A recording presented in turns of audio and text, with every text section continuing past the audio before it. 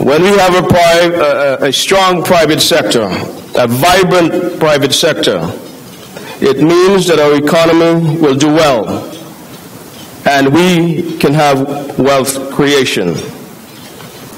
The United Progressive Party will use fiscal policy to influence economic performance.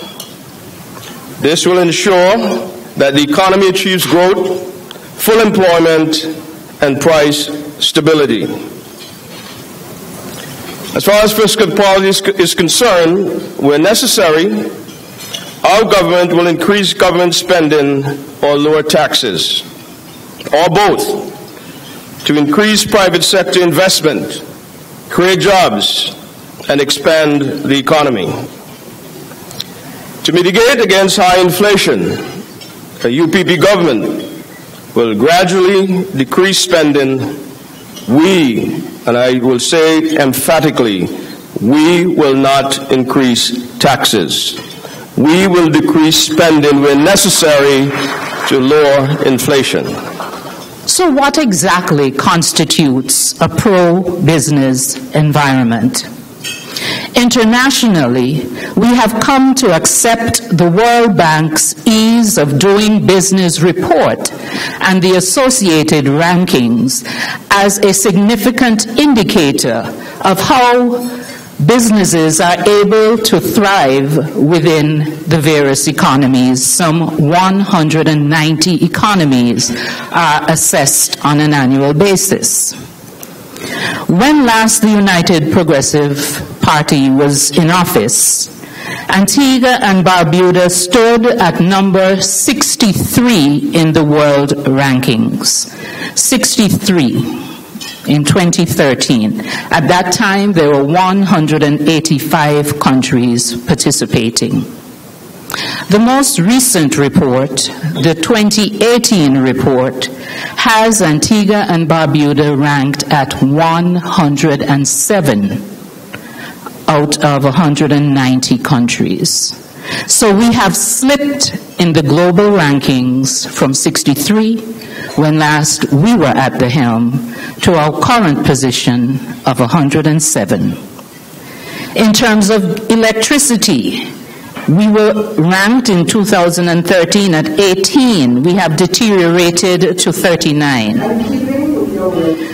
We've also deteriorated in terms of getting credit, but I'm sure you don't need me to tell you that, given that's one of the most significant challenges faced by the business community. We've also highlighted here the paying taxes indicator, and we see that we were a little bit better in 2013 than we are in 2018, but there's still significant room for improvement.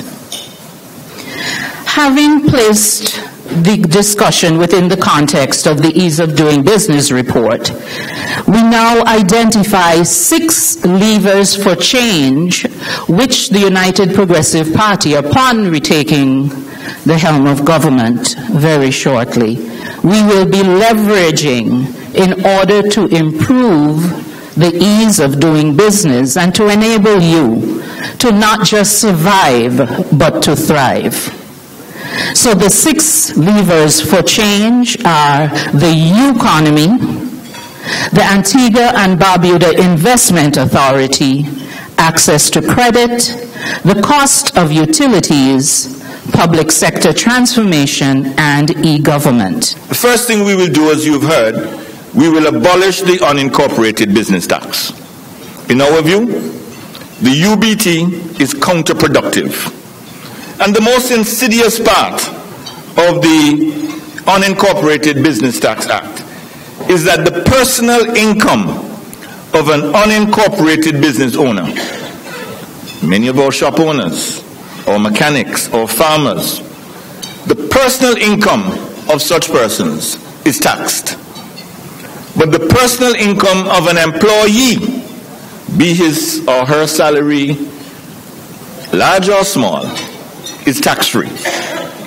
So the not too subtle message that we're sending with this UBT is that it is better to work for someone, better to work for someone else and get a tax-free salary, than to work for yourself.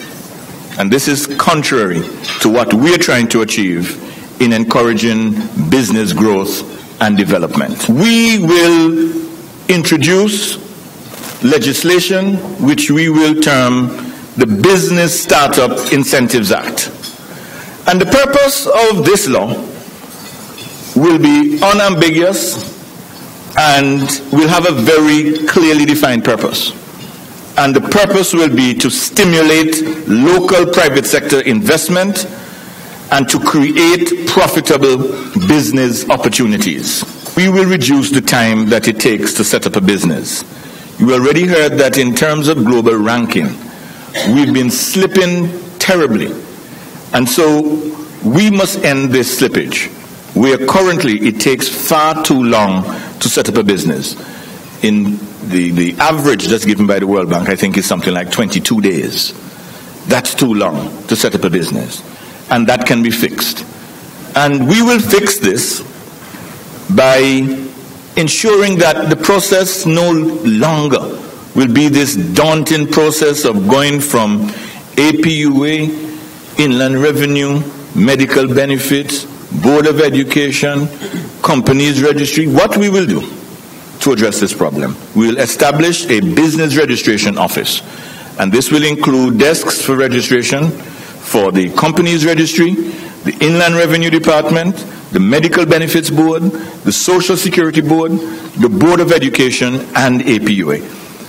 This will mean that we will complete business registration in as short a time as possible. The aim will be to complete business registration in 1 day. But for now, I'm saying as short a time as possible. But the aim will be that anybody who wants to set up a business should be able to do it in 1 day by going to the business registration office, and customer service will be treated as a priority, corporate income tax rate. The existing rate is 25%. We will reduce the rate to a point between 10% and 15%. The Irish experience, the experience of the Republic of Ireland, is one that we can certainly learn from. They have successfully attracted many Fortune 500 countries to the Republic of Ireland to set up their head offices there. And they have a corporate income tax rate of 12%. What we would like to do is to aggressively go out and attract a few head offices. We only need 2. If you can attract even 2 head offices where they pay their taxes from Antigua, where their overall turnover is anything between $500 million and $1 billion. We might even lower it to lower than 10, because 10% of that would be quite good for us. We will encourage a business culture of working together. Working together within a corporate structure which will reduce personal liability and minimize investment risk. A lot of young people want to get into business, and we have this outdated doctrine in Antigua. I call it a pernicious doctrine, that partnership is leaky ship. In order for the local private sector to grow, we will be relentless in our efforts to create new opportunities for business.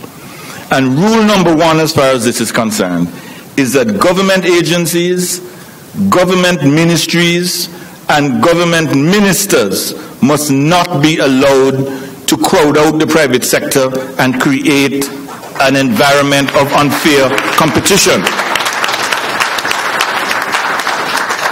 Currently, we see this happening in construction, in heavy equipment operations, and other areas. If we are to create a vibrant, robust private sector, the private sector must be given as much space as possible to grow.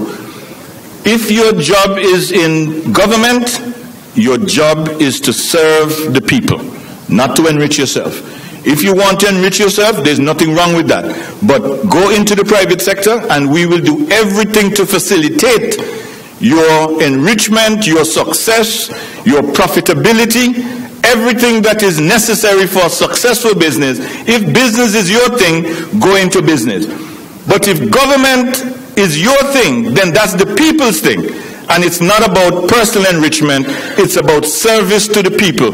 And come out of government if your aim is personal enrichment.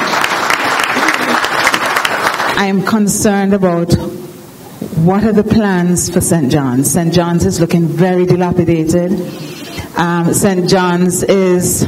I don't like carrying visitors into St. John's anymore because I realize that we are really... Our plant is going down.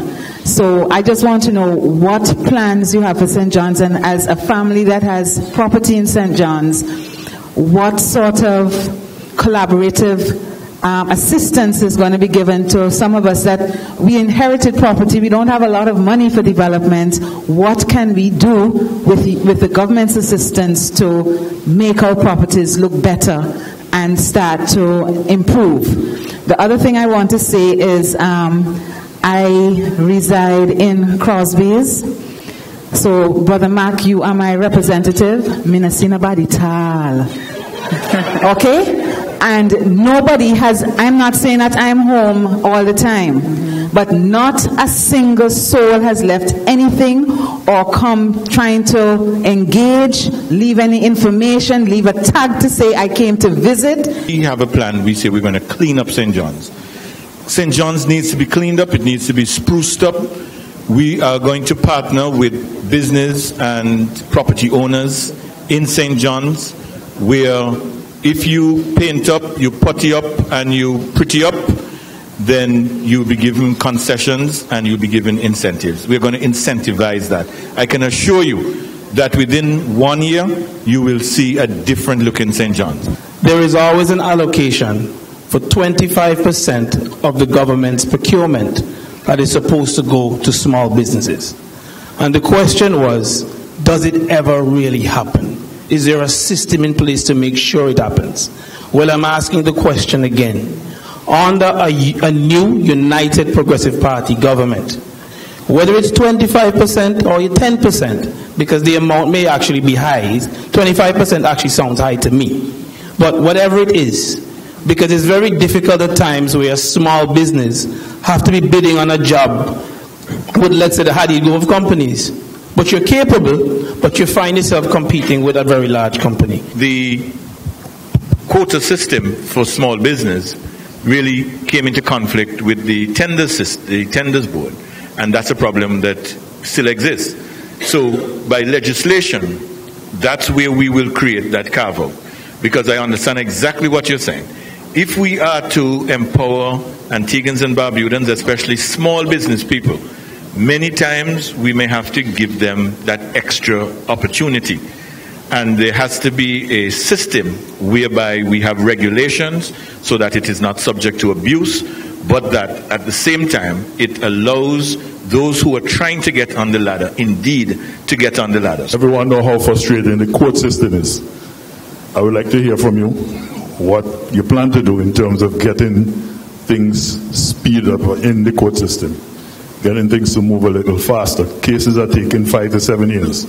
Something that I would need to look into, because I don't have enough information on that. That is not only governed by Antigua and Barbuda, but that's also governed by the Eastern Caribbean structure. I mean, the judges are appointed through a sub-regional structure, and therefore sometimes we have to work with the sub-regional structure in order to effect these changes.